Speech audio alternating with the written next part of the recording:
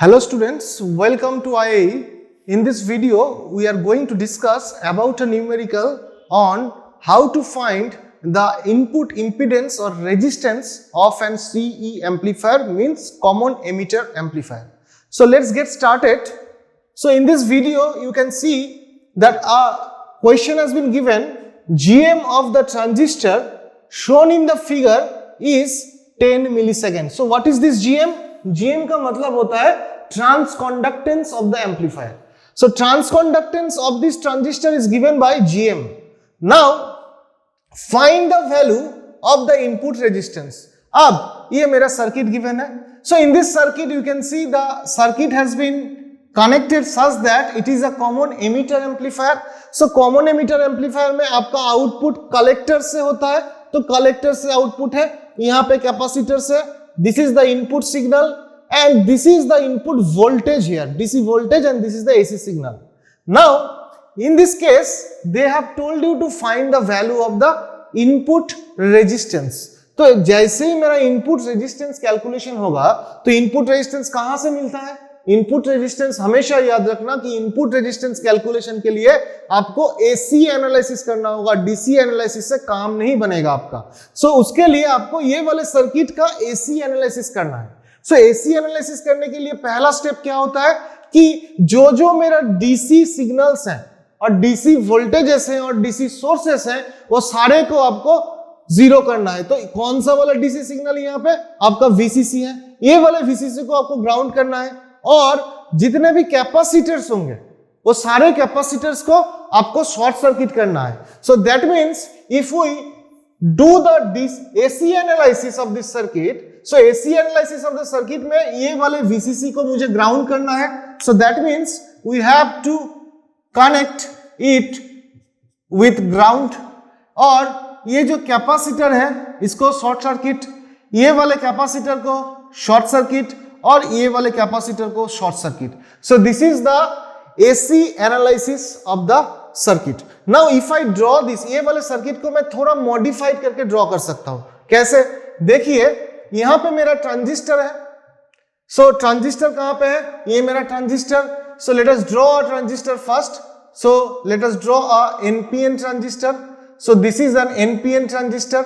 Here collector, emitter, and this is the base. So this is the collector, this is the emitter. अब ये circuit पे देखिए, यहां पे 1 किलो ओम एमिटर पे कनेक्टेड है. सो ये 1 किलो ओम के अक्रॉस पे शॉर्ट है. सो मैं ड्रॉ कर सकता हूं इस तरीके से. यहां पे मेरा 1 किलो ओम है. So this is 1 kilo ohm. उसके साथ शॉर्ट सर्किट है, पैरेलल पे शॉर्ट सर्किट है. सो पैरेलल पे कलेक्टर को मैंने शॉर्ट किया है. This is the circuit. Now ये वाले ब्रांच के बारे में सोचिए, कलेक्टर ब्रांच के बारे में. कलेक्टर ब्रांच में आरसी कनेक्टेड है, वो आरसी आपका ग्राउंड पे कनेक्टेड है. सो कलेक्टर ब्रांच पे मैं ऐसे ड्रॉ कर सकता हूं कि आपका आरसी कनेक्टेड है. So this is the RC which has been grounded. Just I am modifying the circuit. और ये मेरा आरसी है और ये वाले कलेक्टर पॉइंट से मेरा आउटपुट वोल्टेज जाता है. तो ये मेरा कलेक्टर पॉइंट है जहां से मेरा आउटपुट वोल्टेज जाएगा. तो आउटपुट सर्किट मेरा कंप्लीट हो गया.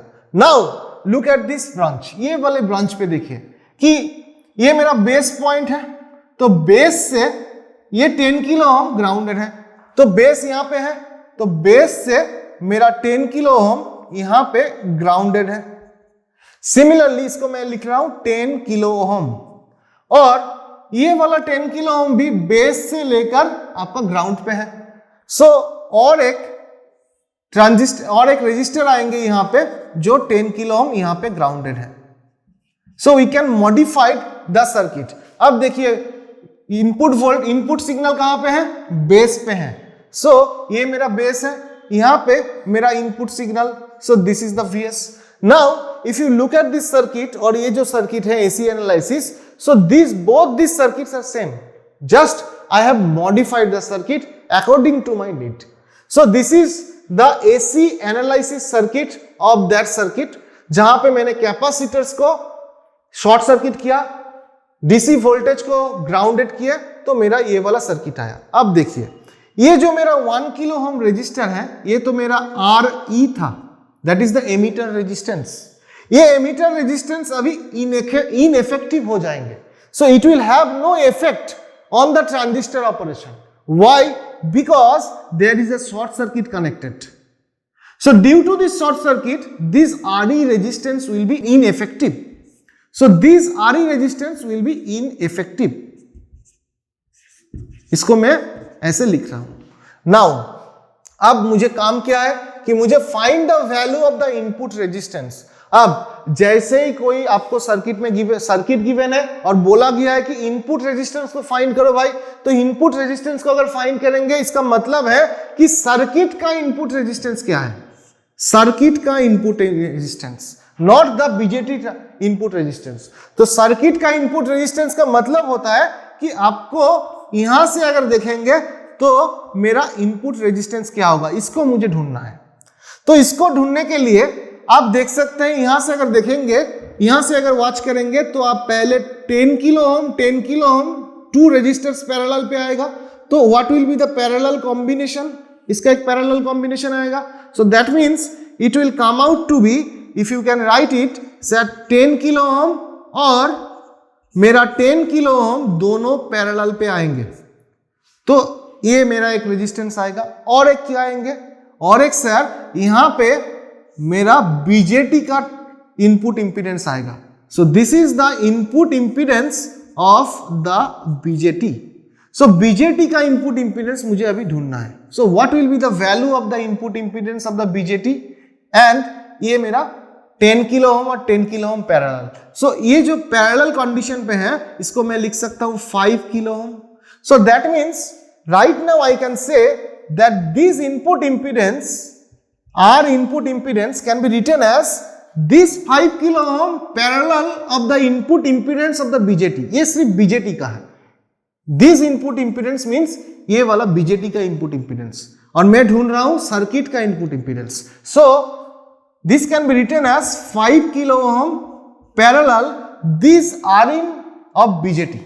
So Rin of BJT, और ये वाला Rin क्या था, ये वाला Rin था मेरा पूरे सर्किट का Rin। Now we need to find this input impedance of the BJT. So what is the input impedance of the BJT? So input impedance of the BJT, आप अगर ये जो ट्रांजिस्टर है, ये ट्रांजिस्टर में देखिए आपका जो एमीटर रेजिस्टेंस है एम्पलीफायर पे, ये वाला एम्पलीफायर पे एमीटर रेजिस्टेंस आपका इनइफेक्टिव हो रहा है। So it is becoming ineffective. So that means ये जो ट्रांजिस्टर्स और एम्पलीफायर है, ये एम्पलीफायर का नाम क्या होगा? This amplifier can be named as, this is a common emitter amplifier without RE। RE काम नहीं कर रहा है, RE है मगर AC एनालिसिस के टाइम RE का आपका इनइफेक्टिव हो रहा है। That's why the emitter, common emitter amplifier without RE, this name of the circuit. And we know that the common emitter amplifier without RE amplifier के लिए मेरा input impedance का वैल्यू क्या होता है? The input impedance value of the common emitter amplifier without RE, इसका value होता है आपका R pi plus 1 plus beta into RE। सो जब कोई भी मेरा ट्रांजिस्टर कॉमन एमीटर एम्पलीफायर में कनेक्टेड है और विदाउट RE कनेक्टेड होंगे, तब विदाउट एनी बायसिंग, तो मेरा इनपुट इंपीडेंस जो होगा ट्रांजिस्टर का, ये मेरा बीजेटी का इनपुट इंपीडेंस है। So this is a outcome of this C amplifier without RE। तो C एम्पलीफायर विदाउट RE मतलब मेरा ये सर्किट्स बायसिंग्स नहीं होंगे, सिर्फ मेरा C एम्पलीफायर विदाउट RE होगा। सो input impedance of the BJT will be R pi 1 plus beta into RE। अब ये जो R pi है, ये R pi क्या है? According to the RE model, you know this is the internal input impedance of the BJT जो मुझे ढूंढना है। सो RE तो आपका 0 है, तो ये वाला आपका 0 हो जाएगा, तो ये वाले टर्म ही आपका 0 हो जाएंगे, सिर्फ आपका रह जाएगा R pi। So I will put this value here. So if I put this value here, so it will be 5 kilo ohm parallel R pi. अब आर पाई का वैल्यू ढूंढना है, so what will be the value of R pi? R pi can be found as from the RE model, the R pi is nothing but beta by gm. Beta value is given by 50 here, and gm is the transconductance which is given by 10 millisecond. So let us put the value. So this is 50, this is 10 millisecond. So how it will be? 0 0 cancel out. So 5 into 10 to the power 3 ohm. So this is the R pi value. Now this is nothing but 5 kilo ohm. So R pi का value कितना है? 5 kilo ohm. Let us put the value here. So यहां पे मेरा 5 kilo ohm parallel 5 kilo ohm. So that means it will be 2.5 kilo ohm. तो मेरा input resistance of this amplifier, पूरे circuit का मेरा जो इनपुट इंपीडेंस आया, that is 2.5 kilo ohm. So in this way we can analyse any common emitter circuit or common emitter amplifier to find the input impedance of that amplifier.